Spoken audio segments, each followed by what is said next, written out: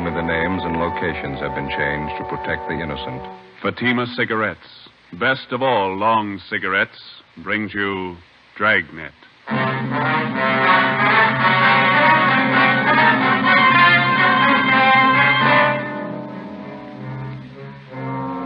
You're a detective sergeant. You're assigned to homicide detail. You answer an early morning call. A police officer on patrol duty disappears. Any attempt to contact him by car radio fails. Your job, find him. If you want a long cigarette, smoke the best of all long cigarettes. Smoke extra mild Fatima. Yes, Fatima is the king-size cigarette, which contains the finest Turkish and domestic tobaccos, superbly blended to make it extra mild, to give Fatima a much different, much better flavor and aroma than any other long cigarette. That's why Fatima has more than doubled its smokers coast to coast. Enjoy extra mild Fatima yourself. Best of all, long cigarettes. It's wise to smoke extra mild Fatima. It's wise to smoke extra mild Fatima.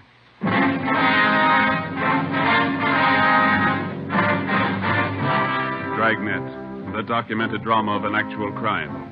For the next 30 minutes, in cooperation with the Los Angeles Police Department, you will travel step by step on the side of the law through an actual case from official police files. From beginning to end, from crime to punishment, Dragnet is the story of your police force in action. It was Monday, June 4th. It was sultry in Los Angeles. We were working the early morning watch out of homicide. My partner's Ben Romero. The boss is Chief of Detectives Thad Brown. My name's Friday. It was 6:45 a.m. when we got to the Imperial Highway. San Pedro cutoff. Hi. Friday and Romero? Yeah, that's right. Pete Sutton, Sheriff's Department. How are you? Hello. We got here as soon as we could. Inspector Bowers fill you in? Yeah, Ed Baxter and Central Homicide told us to check with Bowers at the sheriff's office. And Bowers directed us to come out here and lend you a hand. This thing happens so close to the county line, they figure both departments ought to go to work on it. Sure, glad to have you. Looks like a tough one. Is this the highway patrol car the missing officer was assigned to? Yeah. This is just the way we found it. We turned off the ignition. Motor was running, lights were on. Must have been idling quite a while. The temperature was up pretty high. When'd you find it this way? 45 minutes ago. Missing patrolman's name is Eugene Brewer. State Highway Patrol called the Sheriff's Department a little before 6 a.m. Told us the missing officer wasn't acknowledging his radio call. I talked to Mark Benson. Is the radio all right? We checked it. In fact, it was operating normal when we found the car. Mike was out of the bracket, laying on the seat there. Well, any ideas? No signs of struggle. No blood stain. This asphalt here. No footprints anywhere. Nothing on the shoulder of the road. You said the car was running? That's right. That eliminates any engine trouble. Yeah. No, there's more to it than that. Gotta be. Nobody has any idea why or when he left his car. You've got it all. You know as much as we do. What was the check on Brewer? Mark Benson says he's one of their top men. Been with Highway Patrol for 8 years. Good record all the way. Have you talked to anybody around here? Pretty remote spot out here. A lot of truck gardens. That's about all. My partner, Dave Terry, turned up one man. Maybe he's got something. That's him over by our car. Hey, Dave, would you send him over here, please? Who is the fellow? One of the farmers. Works a truck garden out here. Name's Henry Taniguchi. Lieutenant Sutton? Yes, sir. Mr. Taniguchi, this is Sergeant Friday and Romero. Yes, sir. Oh, yes, sir. I know you filled my partner in, but would you mind going over it again for us? Oh, all right. I can tell you very little. You know, we start work early in the garden. Yes, sir. Conrad, a fellow I work with, Conrad Ishikawa, we started in the string beans about 5 o'clock this morning. Bean patch near Imperial Highway. Yeah. We noticed a headlight stop off the side of the road. This happened all the time along the highway, but this stayed very long. Mm-hmm. About what time did you notice this, Mr. Taniguchi? Must have been 10 minutes past 5. I remember asked Charlie Fujikuni, our cultivator man, what time was. I see. Did you see or hear anything out of the ordinary? Oh, no, sir. We wait a while, and headlight do not move. Conrad and I decided maybe somebody was in trouble. This highway quite deserted early morning hour. What'd you do then? We walked up to see what was wrong. When we get close, we could see was state highway car, so we know everything all right. Mm-hmm. Did you see the officer in the car? Oh, no. Door was open on the other side. We thought maybe officer investigate something down in the brush. Did you see him down there? Oh, no. We just think he was check up something. So we go back to work. You saw nothing out of the ordinary, nothing unusual. No, we don't. We hear the radio play. We know everything okay. That checks out. The radio was functioning when we got here. Mm-hmm. You didn't notice any other cars around anywhere, did you? Oh, no, sir. Thank you very much, Mr. Taniguchi. Here's my card. Appreciate it. If you think of anything else, please let us know. Oh, yes, I will. What happened to officer in this car? We don't know. Oh, he's all right. Probably look for somebody. Well, that makes us even. We're looking for him. Monday, June 4th, 8 a.m. According to our instructions, we headed back to the Hall of Justice to check in with Inspector Gordon Bowers and Captain Garner Brown of the Sheriff's Department.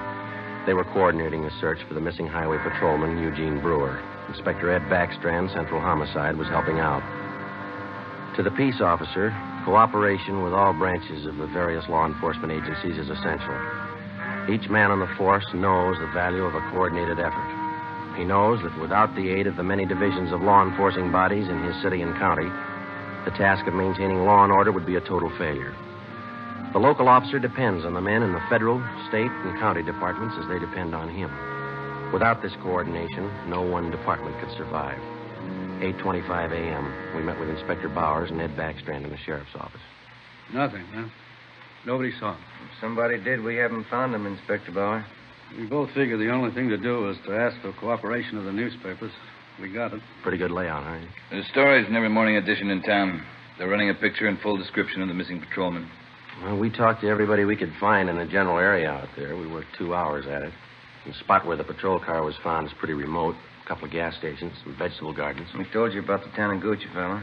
Checked all his friends that worked with him. They couldn't add anything. Maybe the newspapers will turn up something. I sent a special detail out there to fan out and search the entire area, 5 square miles. Yeah, it'll take time. There's nothing else we can do. No, there's nothing more we can do. Nothing anybody can do until we can show them the patrol cars how to carry 2 men. Nobody seems to be able to do anything about it. Well, maybe they will now. Sending one officer out in a patrol car is like trying to run a trolley line with 1 man. How many cases can you remember in our department? Ed Dudman pulled the car over in Dogtown at 3 o'clock one morning. I remember. Driver turned out to be a guy with a record. Dudman couldn't know that. While he was making out the traffic ticket, the guy shot him down in the street. Dudman died before he could get help. Yeah, we do a lot of griping in the detective division, but those men in the patrol cars and the motorcycle boys, they get the dirty end of the deal for sure. You bet they do. When a detective is sent out on a job, he knows who he's after, what he looks like, what he can expect when he finds him. The boys in the patrol cars answer a call, a 390, a 415, a 507. Sure, we know what they're supposed to be, but how often do they turn out that way? Prowler, a peeping Tom? How many times do they have a gun in their pocket? How many cops do they kill every year? We've all been through it. We know what it is. Yeah, but how often do we think about it when we're griping on stakeouts? Let me tell you something. This goes for me as well as you. Let's not forget who the real cream of the force is, the backbone of any police department. Men on wheels. No question there, Skipper. Sorry, I didn't mean to make a speech, but when something like this happens, it gets to me. We're riding on short odds as it is. There ought to be 2 men in every patrol car. Well, we should have been somebody else with Brewer. The guy on the job just doesn't disappear without a trace. It's just what he's done. He checked everywhere, everything. Excuse me. Powers. Who? Yeah, send him right in. This might help. Truck driver by the name of Nat Wolf. Says he's got something for us. Come in. Mr. Wolf? Yes, sir. Come in. Mr. Wolf, Inspector Backstrand, Sergeant Friday, and Romero. How do you do? All right. I saw the story in this morning's Times. I don't know if what I got's worth anything, but I figured I'd better pass it along to you guys. Something on the missing highway patrolman? Well, I don't know. The reason I'm here, maybe it's just a coincidence, but I gave a fella a hand earlier this morning out on the Imperial Highway, not far from where the paper here says the empty patrol car was found. About what time was that, Mr. Wolf? Oh, around 4:30 this morning. You want to tell us about it? Yeah. I'm an independent trucker. I haul topsoil for different nurseries. Stuff out there in Imperial's good rich stuff. We dig it right out the side of the hill. Yes, sir. Well, I just loaded up, and as on my way back to town, this fellow flags me down. Said he'd had a flat, pulled out on the shoulder of the road to fix it. Said he didn't know it was sand. After he'd fixed the flat, he found out he stuck. He couldn't get his car. You gave him a hand, huh? No, not with the flat. He already had that fixed, but I towed him out. I see. That's how I became suspicious of this fellow. How do you mean?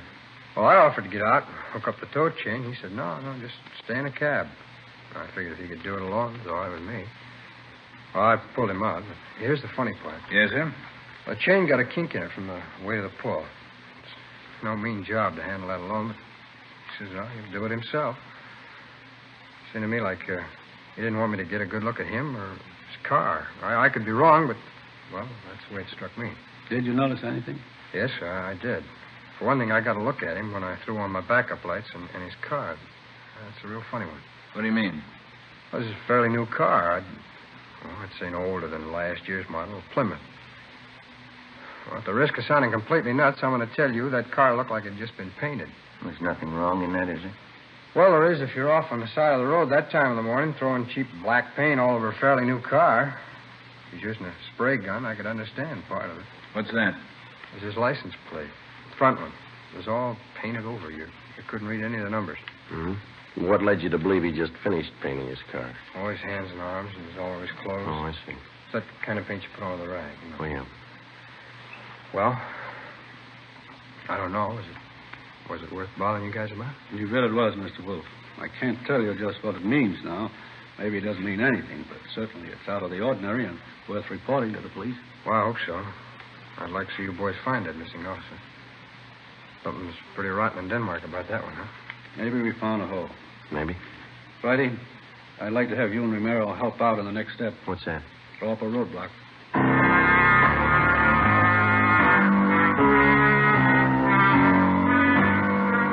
10:30 a.m. Before we left the sheriff's office, the truck driver, Nat Wolf, gave Inspector Bowers a description of the man in the Plymouth sedan. Together with Lieutenant Pete Sutton and Dave Terry, we drove to the Imperial Highway. Nat Wolf showed us the spot beside the road where he towed the man. The area was checked, and sample scrapings of the black paint were taken. There was no chance of taking a tire impression because of the loose sand in the area. All physical evidence was taken back to the crime lab for analysis. Nat Wolf returned to the office to check through mug books for possible identification of the man he helped out. Meantime, a special detail of men continued to search the area where the missing patrolman had disappeared. 3 a.m. According to instructions, a roadblock was established at the spot where the abandoned patrol car had been found. Imperial Highway, San Pedro cutoff. Los Angeles. You're not going to use 6 and spring, 118.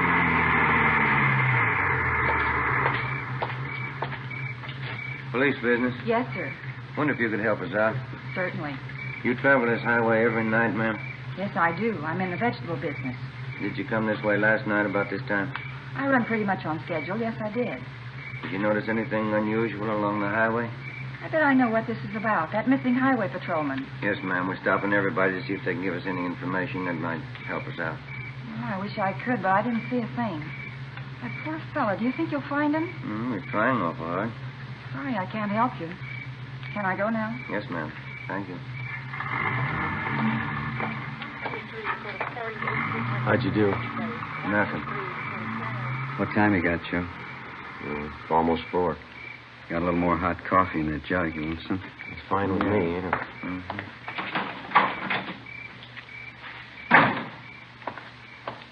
Here we are. Cups in the lid here. Ben, Joe? Thanks, Lord. Watch your fingers. It's hot. Yeah.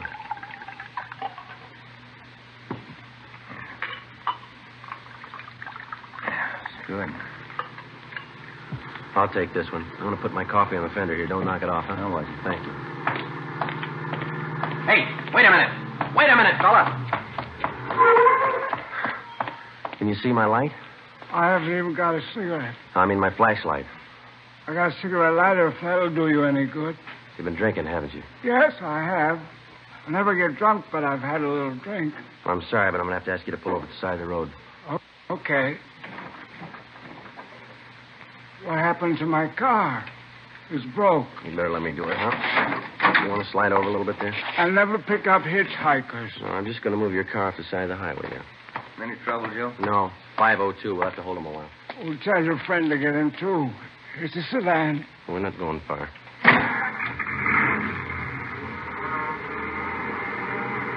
Where are we going? Right here. Is this the road to Pismo Beach? No, sir, not this one. Well, that dirty little Ernie, he lied again. He hates clams. What's that? I've been trying for 5 months to get to Pismo Beach for a bowl of clam chowder. I haven't made it yet. All right, you just sit here a while and sober up, will you? I'm going to hold on to your keys. I'll give them back to you. You haven't got a bottle in the car, have you? No, I never drink and drive. Alcohol and gasoline do not mix. Yeah. Do you drive this road every night? Every night. And he keeps telling me to take me to Pismo Beach. I love clams. You just sit here and sober up.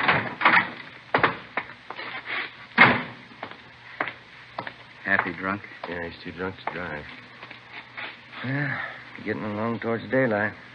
Where'd I put my coffee? No, I've put it over here, Joe. Afraid we knocked it off. Oh, thanks. This one's mine. Hey. You seem to come in bunches. You get 2 or 3, and then you wait for an hour. You know, they don't use this highway much since they put through that alternate, you know. Police business. Yes, sir? You travel this highway every night about this time? Once in a while. Haven't been over this way in a week. You didn't drive this way last night? No, sir, I didn't. Anything the matter? Routine check. Thank you very much. You can go on. Nothing. Yeah. Well, looks like a hopeless job, doesn't it? Business is picking up. Here comes another one. Looks like one of your sheriff's cars, Pete. Yeah. Reynolds, homicide. Pete Sutton? Yeah, Reynolds. You can pack up. They found him. Is he all right? 2 bullet holes in the back of his head.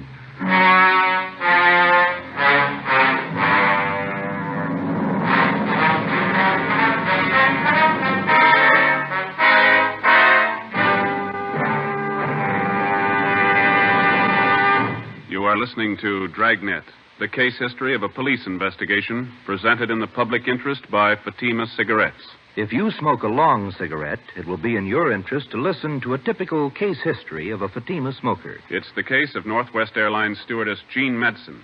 You'll see her picture in leading magazines this week. Now, her actual signed statement. There's one thing I really look forward to after a long flight, a good, mild smoke. That's why I prefer king-size Fatima. It's milder than any other long cigarette I've tried. Yes, I agree. It's wise to smoke extra mild Fatima. And so do more and more smokers every day. Actual figures show extra mild Fatima has more than doubled its smokers coast to coast. So enjoy extra mild Fatima yourself.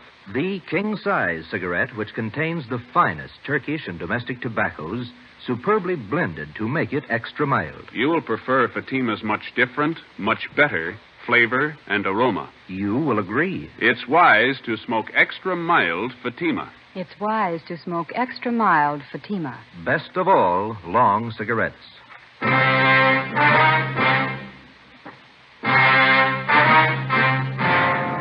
a.m. Tuesday. The body of Highway Patrolman Eugene Brewer was found half buried in a shallow grave approximately 4.5 miles from the point where his car had been found standing on the highway.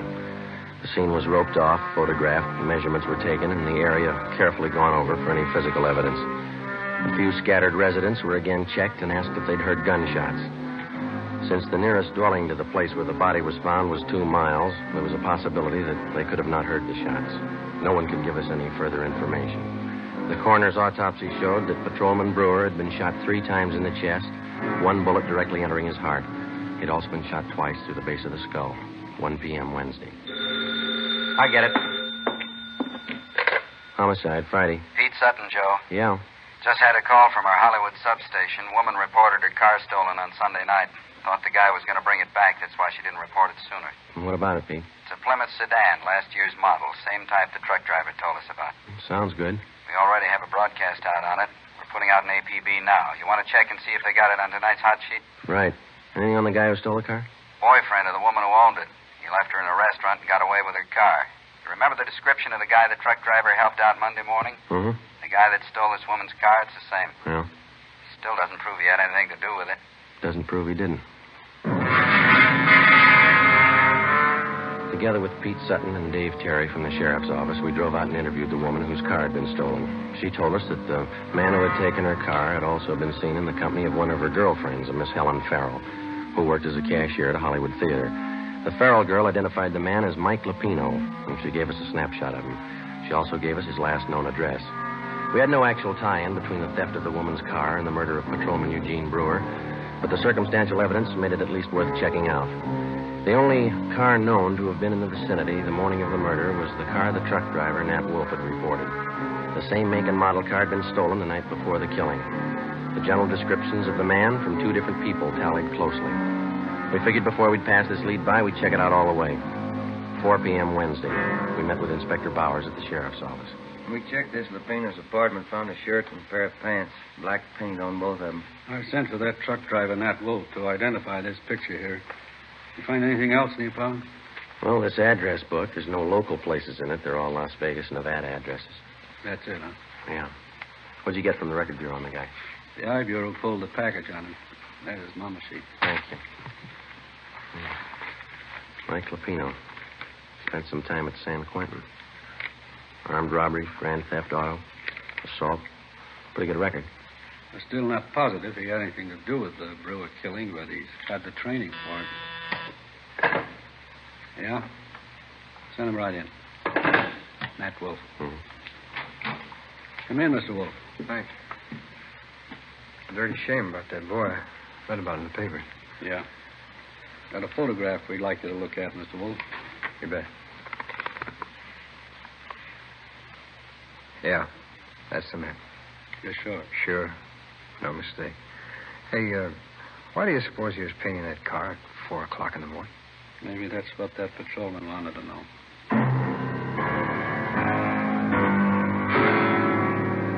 We waited for an answer on the APB. 2 days passed. Saturday, June 9th. Received a phone call from the Las Vegas, Nevada Police Department.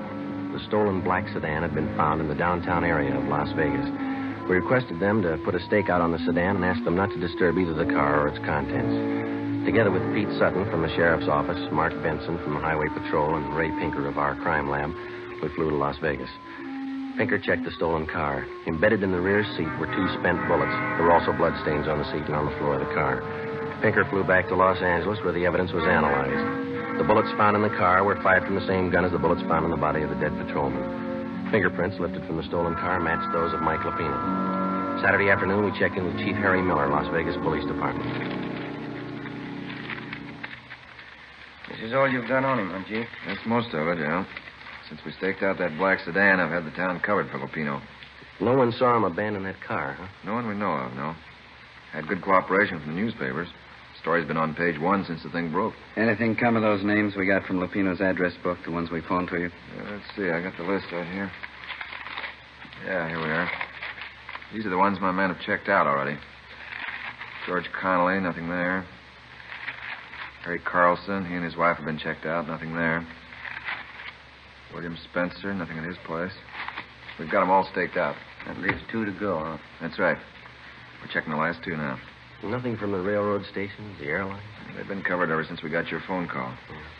No, I could be wrong, but I think your man's still here in town. Any reports on him? A couple of wild ones, nothing definite. Checked them out. Had one this morning from a dealer at one of the clubs downtown. About 10:30 this morning, he saw Lupino playing the 2-bit slot machine. We showed him his mugshot. He swears it's the guy. Well, all we can do now is sweat it out, huh? My men have covered everything. I don't know what else we can do. Yeah. Excuse me. Sure. Chief Miller. Yeah? You sure it's him? No, don't try to handle it alone. Keep the place covered the best you can. We'll be right out. They found him. 2 Las Vegas detectives named Billings and Vance answered a phone tip from a grocerman in the east end of town. He said a man had been buying groceries from him for the past 2 days and lived in the apartment house above the store. The 2 detectives showed the grocerman Lupino's mugshot. He gave a positive identification. They then checked with the apartment house manager. After looking at the mugshot, he identified Lupino as the tenant in apartment 10B. Detectives Billings and Vance staked out the place until our arrival with enough men to cover the area.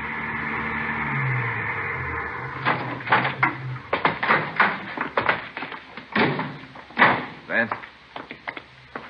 Yeah, Chief. What's the story? He's in there. Hasn't been out all day. Apartment 10B. We'll take the front, Chief. Manager thinks Lupino has a gun. Maid who's cleaning the apartment found some loose slugs in the dresser drawer. You still want it, Friday? Oh, it's our headache. Joe and I'll go in, Chief. Right. Vance, get some men up on the roof to cover. We've already fanned them out around the building. I don't know what they tell you in L.A. on one of these things, but here we tell them to be careful. Right, Chief. Joe? Let's go.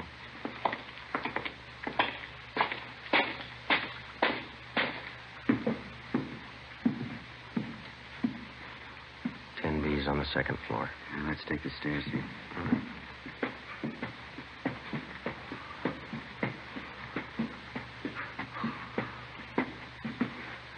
A long way up, isn't it? Yeah.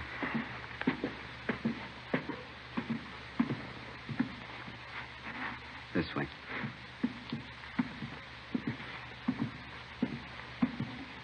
Here we are. You cover, huh? Yeah.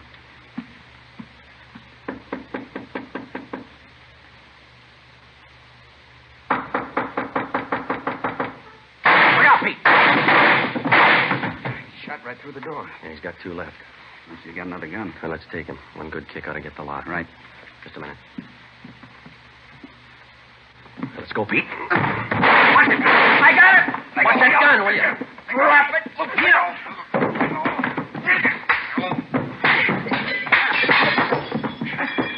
Let it alone, Lupino. I got it. All right, come on, get up. You all right, Pete? Okay. I get the cuffs.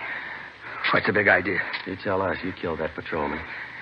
He got tough. You didn't have to kill him. Spotted the stolen car. What else could I do? Come on, you. He had as much chance as I did.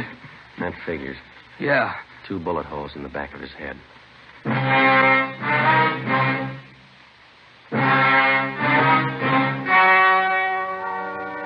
story you have just heard was true. Only the names and locations were changed to protect the innocent. On October 2nd, trial was held in Superior Court, Department 91, City and County of Los Angeles, State of California. In a moment, the results of that trial. And now, here is our star, Jack Webb. Thank you. The working detective knows that every member of his local police department is a qualified man. He knows that his fellow peace officers have been carefully selected to perform their specific duties by trial, by examination, and by results. And so, with a cigarette, the makers of Fatima carefully select and blend only the finest Turkish and domestic tobaccos to make Fatima extra mild. Best of all long cigarettes. If you're a long cigarette smoker like I am, smoke Fatima. Every pack is extra mild. Fatima.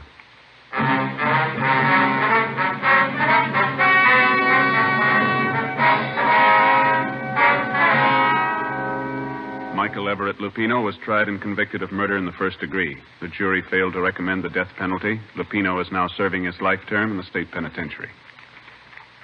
Ladies and gentlemen, the Los Angeles Police Department requests the cooperation of all Dragnet listeners in the following police matter. The Los Angeles Police Department would like every and any information regarding a gun fitting the following description: .38 caliber special Smith & Wesson revolver, gold seal model. The gun has a blue steel 4-inch barrel.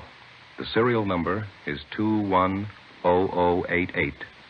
210088. If you have any information as to the past or present whereabouts of this gun, contact W.H. Parker, Chief of Police, Los Angeles, California. This is a very important matter. All information furnished will be held in strictest confidence. Thank you.